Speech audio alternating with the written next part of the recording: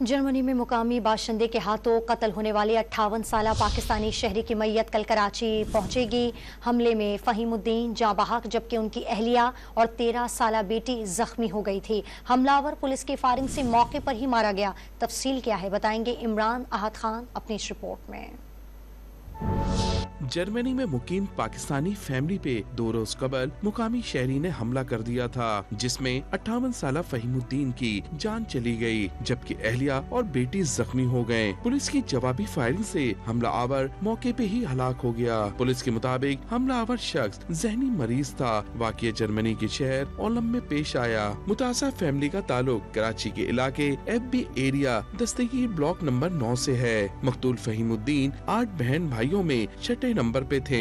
मकतूल के दोस्त आमिर खान ने बताया कि फहीमुद्दीन 1992 से बैरून मुल्क मुकीम थे।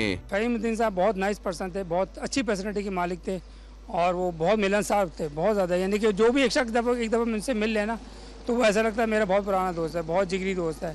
तो कोई भी शख्स जो है मुतासिर रहे बगैर रह नहीं सकता। उनसे पर्सनैलिटी बहुत नाइस पर्सन थे माशाल्लाह से।